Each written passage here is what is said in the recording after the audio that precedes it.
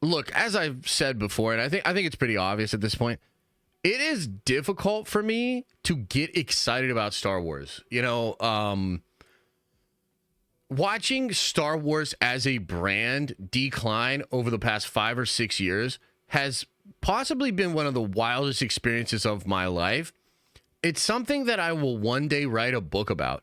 That might sound weird, but like, you don't know what it's like unless you do. If you're a content creator that came into Star Wars when the sequel trilogy was first starting and Star Wars became more popular than it had been in a long time, because you have to give credit where credit is due. Relaunching Star Wars as a brand did create a bunch of, excitement and attention, etc. And to watch it go from that high point where, like, what did The Force Awakens make? Like almost $3 billion. It's insane. I think it still holds the domestic record of box office for the United States. To watch it go from there to where it is at now has been nothing short of a Greek fucking tragedy. Okay? We don't give a shit about the Odyssey, but like it's been bad. It's been rough. So, the reason I want to talk about today's news is mostly because I find myself actually getting excited again, and I'm getting flashes, mirages, memories of what it was like when I actually did deeply care about this brand, this world, this IP, these characters, and why I think this might be their last chance to sort of solve the quagmire that is current Star Wars. Okay, so first off, let's start with this bit here. This came out from Christian Harloff last week, might have even been Friday. He said Obi-Wan Kenobi, Ewan McGregor as Obi-Wan, is set to appear in Ahsoka Season 2. Okay. Freaking awesome. We used to get stories like this for like all the other shows, right? Like the Mando show, this show, that show. I mean, I even remember the Acolyte. One of the coolest rumors for the Acolyte was that you would get Keanu Reeves as Revan. Remember? And then they are kind of member berries, right? But this did fuel the fandom, especially between Mando Season 1 and Mando Season 2. The rumors and speculation about what was going to happen in Mando Season 2 was crazy. And then after Luke Skywalker showed up, all bets were off. Luke showing up again in Boba Fett with Mando was insane. In hindsight, that show was absolutely terrible, but that was still cool and fueled a lot of the fandom and the hype. For Kenobi, there was not a lot like that, I'll be honest. There was not a lot of like rumors like that. But this does persist as one of the things that gets Star Wars fans excited, okay? Or at least it did. Over the weekend, in addition to this story, Daniel RPK reported that Ariana Greenblatt will reportedly return as young Ahsoka in Ahsoka Season 2. Okay, so when you add those two things together, Ewan McGregor coming back as Obi-Wan, Greenblatt returning as young Ahsoka, I think it's pretty clear. I think it's pretty obvious what we're going to get here. Some kind of Clone Wars flashback. Now, we obviously had the Clone Wars stuff in Ahsoka Season 1. This was done via the World Between World and some of the like more cosmic, mystical elements from Star Wars lore. And I could go on a whole tangent about like what I think Filoni is really cooking with like Abeloth and some of the Legends pools, and even potentially setting up the Yuuzhan Vong and like really crazy stuff from the past of Star Wars Legends canon. But I think where I want to take the conversation right now to is the idea and, the possibility, I guess, that Filoni is going to do for Ewan McGregor's Obi-Wan what he did for Hayden Christensen's Anakin Skywalker or Darth Vader.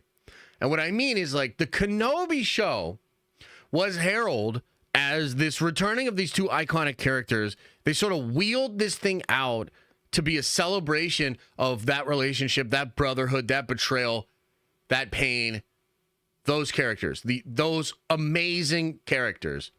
And Kenobi was terrible. I mean, Kenobi was absolute trash. Not only was it terrible, I think it kind of does a disservice to the character of Obi-Wan in some ways, right? Like, just kind of makes him, like, sad and weaker, you know, like losing track of the Force, etc., etc. Kind of lame in that regard. And I remember as a fan and at the time, you know, doing the Nerd Theory podcast, I was super connected to Star Wars fans and sort of could really feel what the temperature was like in the room. What are they into? What are they liking? What are they not? Kenobi, generally speaking, disappointed the fandom with bringing those characters back. And then about a year later, Ahsoka season 2 feels like, or Ahsoka season 1 feels like it does justice to Hayden. The performance is better. He's not all like bleached out a little and here and there and like one funky thing in the sand thing. And look, there's a part where Hayden performs some incredible stuff with like the cracked helmet shit, but we all know most of that show was goobly glob bullshit. Ahsoka gives us some of the best Anakin Skywalker we have seen. That's not hyperbole. That's facts. Like, dude, that performance was incredible. He still has it when he swang that thing. The combat was incredible. And this was an example of being able to use an iconic character like that, yes, does become somewhat of cameo bait in the sense that people get excited about it, talk about it. That episode blew up, bro. Episode 5 blew the internet up.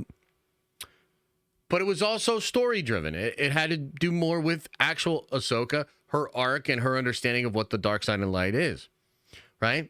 So I'm, for one, just so damn excited that we're potentially going to get Obi-Wan done by Filoni in live action. And I think if I were Ewan McGregor, I would be so happy. I'd be writing Dave Filoni like fucking love letters and shit, because I do think the stock of the character was literally hit after the first season of Obi-Wan. I mean, consider the fact that they're not even doing a season 2 of Obi-Wan. You know what I mean? Like, it's not a good look for you, and it's not a good look for the character. It's not good for the fandom. So I feel that Filoni will do justice to and sort of repair the image of Obi-Wan, which is cool. Now, the other thing here, like the other place that this takes me as a fan, is I had to sort of realize and come to terms with the fact that this is the last bit of stuff that still gets me excited for Star Wars. Most of the time with Star Wars, I don't even have like an apathetic reaction to it. I have like a revolting reaction to it, right?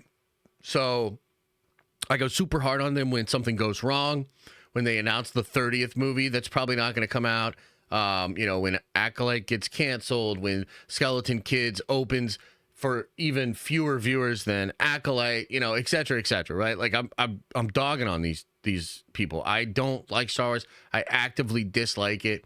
I don't even like talking about it. A lot of you guys will ask me about Star Wars quite often, and I understand that because I had a long history of making Star Wars content, was obviously, on a big podcast with Theory for years. And so I totally get it. A lot of you are big Star Wars fans. You maybe are a fan of mine because of Star Wars. And I'm sure you know that I have not been kind and that I have a lot of trouble trying to be optimistic and be fair to that brand. Because again, it's been goddamn ridiculous what's happened over there. But I found myself getting excited to see these scenes. I was like, oh, I wonder what Clone Wars scenes we could actually see in Ahsoka Season 2. And I wonder what impact will be made on the character of Ahsoka via something that Obi-Wan said or whatever, right? That's really interesting to me. And so beyond just getting the character back, which we've already seen an example of them doing that, which feels basically soulless in the very Kenobi show, I get excited because Filoni understands the story of the characters. If he can do something even close to what he did with Anakin in Ahsoka 1, or what he did for Dooku and Qui-Gon and other characters in Tales of the Jedi, wow, dude, we're going to get another one of these like all-time great Star Wars moments with an iconic character. Okay? So like, this is the energy that I think they need to tap into. And to me, it represents the last hope that they have for this current version of Star Wars to work. And I know that there will be people possibly in chat right now. I'm ignoring you for now, motherfuckers. But I know there's probably people in chat right now and probably people that will comment on this video or just comment in general that they don't want that they don't like the cameo stuff. They don't like just like pulling all these characters in, you know, the glup shitto ideas, etc. That they're over the nostalgia for those characters and that they just want Star Wars to move on. I've explained this before, but Star Wars has made that bed and now they sleep in it. They have offered so many different versions of what Star Wars is, and I think they have burnt out some of that nostalgia.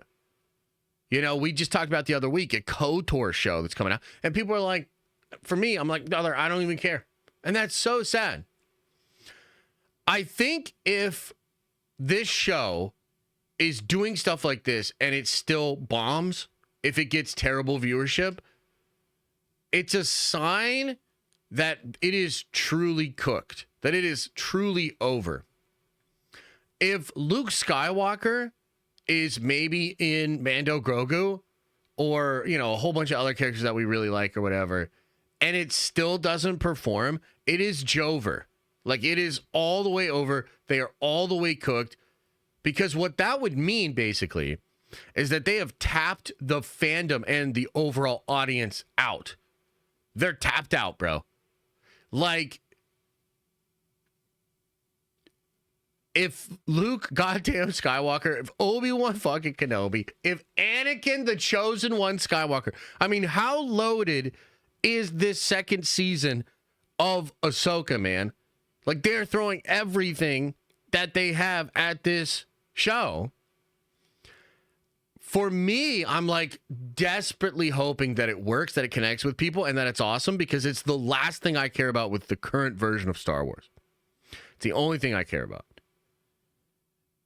But if this does not work, they are all the way cooked. And I think at that point, you have to just reboot. I mean, Rey's not going to be the answer. I'm sorry. Rey is not going to be the answer. We will know how Mando and Grogu performs in the box office, and we will see the numbers that Ahsoka Season 2 gets. And again, it's their last hope. In my opinion, the best and last chance that they have to sort of dig themselves out of this hole, present content that ignites the fan base, that gets people re-engaged. It is this kind of stuff. Dave is the only guy over there that gets it. Otherwise, Star Wars has to literally go do like a 10-year break. It has to go find itself again. You probably rebuild off of some new visionary, some far-removed version of Star Wars. It's almost like a whole new era. But if they want to connect all the stuff that George did, all the best stuff that Dave did before Disney and during Disney, if you actually want this canon to feel cohesive and to be something that will be celebrated in the way that like a lot of these other IPs are, you've got to nail this shit. This has to work. So that's the take. I am excited. I am excited that Obi-Wan is going to be in this thing. I'm legitimately excited for that. I am excited that it's probably Clone Wars flashback, and I'm excited to see just in general what Dave is cooking for that. But again, if this doesn't work, I mean, it's over, in my opinion. What do you think? Let me know.